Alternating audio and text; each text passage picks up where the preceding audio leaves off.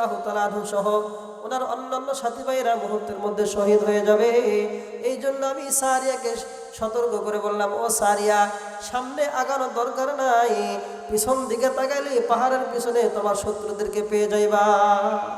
সাহাবীরা বলে, ঠিক আছে, আপনি বলছেন, এটার আমরা তথ্য নিয়ে ছাড়বো, প্রমাণ ছাড়া আমরা এটা মেনে নিতে রাজি নাই।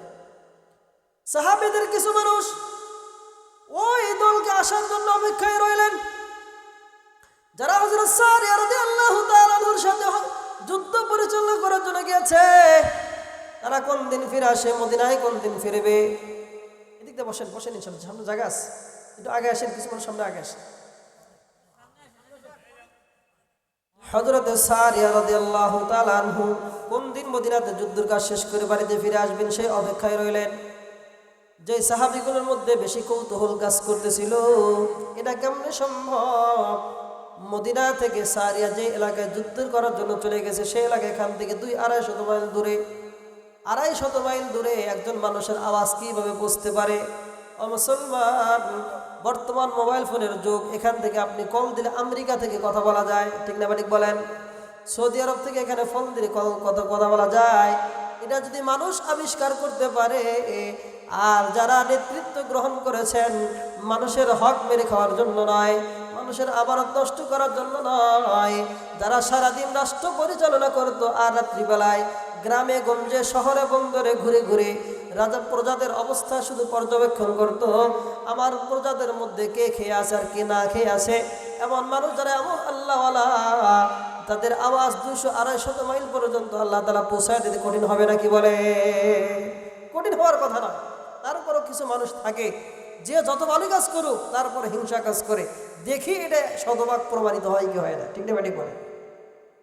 কিছু মানুষ মদিনার উপকণ্ঠে, মদিনার সামনে রাস্তার মধ্যে দাঁড়ায় আছে, উদ্দেশ্য হলো সারিয়া আসার সাথে জিজ্ঞেস করবে, অমক শুক্রবারের দিন তোমরা কি সেখান থেকে কারো আওয়াজ পাইছো? মদিনা থেকে তোমাদেরকে ডাক দিয়েছে, এমন কোনো আওয়াজ পাইছো? এটা জিজ্ঞেস করার জন্য রাস্তার মধ্যে দাঁড়ায় আছে। হযরত সারিয়া রাদিয়াল্লাহু তাআলা যখন বাড়ি নিকটবর্তী চলে আসলেন, মদিনার উপকণ্ঠে যখন চলে আসছেন, এমন সময় লোকগুলো জিজ্ঞেস করে, সারিয়া বলো তোমরা যে এলাকায় যুদ্ধ করতেছিলা, তোমাদেরকে মদিনার থেকে একজন মানুষ ডাক দিয়ে সতর্ক করেছিল, বলো মদিনার থেকে এমন কোন মানুষ তোমাদেরকে ডেকে বলেছে, এমন কোন মানুষের আওয়াজ তোমরা পাইছিলে কিনা বলো। সারিয়া রাদিয়াল্লাহু তাআলা বলেন, আমরা তো আওয়াজ পেয়েছি ভাই, তোমরা বলো সেই মানুষটা যে আমাদেরকে ডাক দিয়ে বলেছে তোমরা কেমনে জানলা? বলে জুমার দিন সে তোমাদেরকে ডাক দিয়েছে। বলে হ্যাঁ। বলে আল্লাহর কসম খেয়ে বলি ভাই, আল্লাহর ওই বান্দা যদি আমাদেরকে সতর্ক না করতেন, পাহাড়ের পিছন দিক থেকে শত্রু আমাদেরকে আক্রমণ করে মুহূর্তের মধ্যে আমাদেরকে ধ্বংস করে দিত। প্রমাণ হলে কি হলো না? সাহাবীরা বলে, ওই মানুষটার কেউ নয়, খলিফাতুল মুসলিমিন, আমিরুল মুমিনিন হযরত ওমর ফারুক রাদিয়াল্লাহু তাআলা আনহু।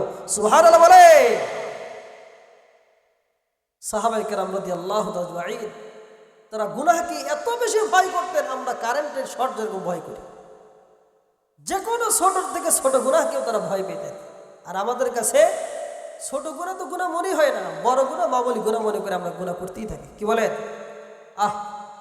হযরত আলী রাদিয়াল্লাহু তাআলা আনহু স্বপ্ন দেখতেছেন, বিশ্বনবীজি সাল্লাল্লাহু আলাইহি ওয়াসাল্লাম মসজিদে নববীতে ফজরের নামাজ শেষ করেছেন। নামাজ শেষ করার পরে পূর্ব দিক হয়ে মুসল্লিদেরকে সামনে রেখে তিনি কথা বলতেছেন।